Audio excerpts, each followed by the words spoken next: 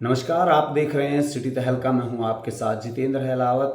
हरियाणा के senior IPS अधिकारी Y पूर्ण सिंह मामले में अब लगातार जो है नए मोड़ सामने आ रहे हैं।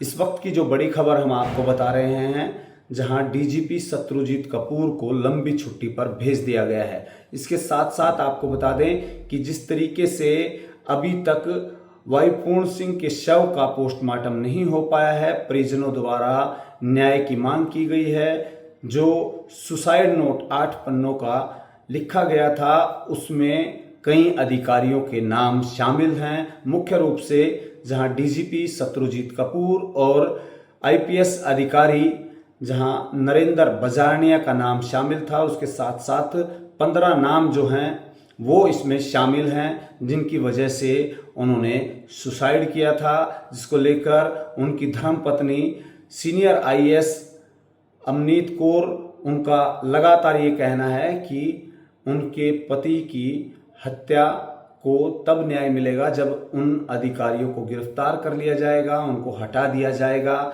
जिसको लेकर अभी तक उनके शव का जो है पोस्टमार्टम भी नहीं कराया गया है। उनके शव को चंडीगढ़ पीजीआई में रखा गया है, जिसको लेकर कई घटनाक्रम भी जो है देखने को मिले।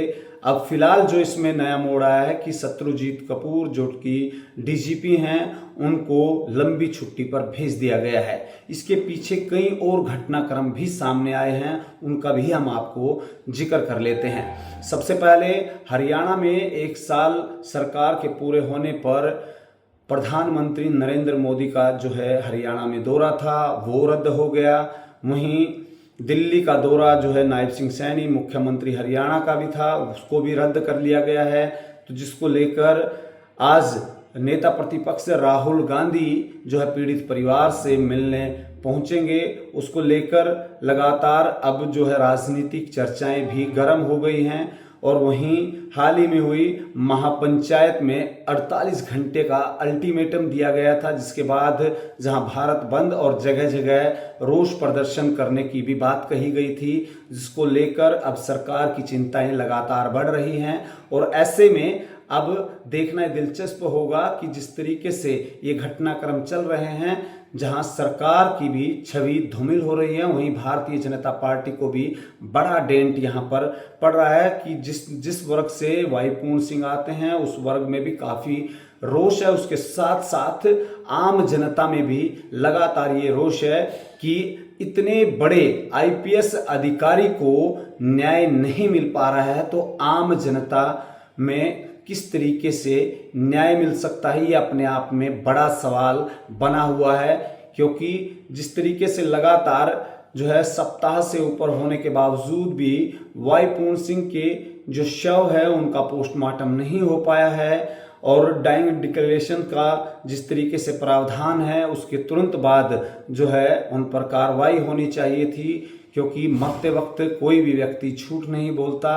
और ये इसके बावजूद यहाँ पर कोई बड़ा एक्शन सरकार की तरफ से नहीं लिए जाना, ये अपने आप में आम जनता में जो है रोष व्यक्त करता है, और कहीं ना कहीं ये अपने आप में बड़ा सवाल बना हुआ है। और उसके साथ साथ आज राहुल गांधी जो हैं वो जो है परिवारजनों से मिलेंगे, और जिसके साथ साथ अब सरकार की भी मुश्किलें बढ़ रही हैं। वहीं नरेंद्र मोदी जो कि देश के प्रधानमंत्री हैं, 1 साल पूरा होने पर हरियाणा सरकार की उपलब्धियां गिनाने के लिए जहां उनका हरियाणा में दौरा था, उसको रद्द कर दिया गया है। इसके बीच लगातार अब ये पूरा मामला हरियाणा तक नहीं, पूरे देश में इसकी चर्चाएं हैं। तो कहीं ना कहीं ये पूरा मामला अब उस पर राजनीतिक तूल भी लगातार पकड़ता जा रहा है। तो ऐसे में अब देखना दिलचस्प होगा कि किस तरीके से सरकार इस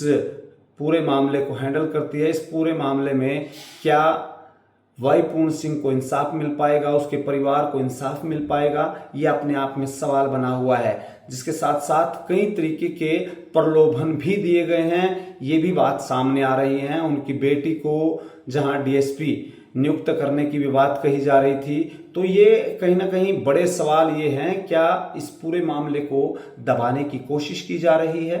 वहीं इस पर लगातार कांग्रेस हो, आम आदमी पार्टी हो, अन्य दल हो, तमाम जो अब परिवार के साथ जो है समर्थन में आ गए हैं, इंसाफ की सरकार से मांग कर रहे हैं, जिसको लेकर अब तरह तरह की बातें सामने आ रही हैं। इस पूरे मामले में आपका क्या कुछ कहना है, ये कमेंट करके जरूर बताएं। और इसके साथ साथ ये भी बता दें कि सरकार में मंत्री, वो चाहे केंद्र स्तर पर हों या फिर राज्य स्तर पर, वो लगातार प्रयास कर रहे हैं परिवारजनों को मनाने की, लेकिन उनकी धर्मपत्नी जो कि सीनियर IAS अधिकारी हैं अमनीत कौर, वो लगातार न्याय की मांग कर रही है। और अब देखना दिलचस्प होगा कि सरकार इस पर किस तरीके का एक्शन लेती है। ये भी अपने आप में बड़ा सवाल है। और बड़ा सवाल ये भी है कि जब इतने बड़े IPS अधिकारी को ये कदम उठाना पड़ा, उनको न्याय नहीं मिल पा रहा है, तो आम जनता किस तरीके से सरकार व प्रशासन से अपने न्याय की उम्मीद लगा सकती है। आपका क्या कुछ कहना, कमेंट करके जरूर बताइए। इस पूरे मामले में सिटी तहल का पल पल की अपडेट आप तक पहुंचाता रहेगा।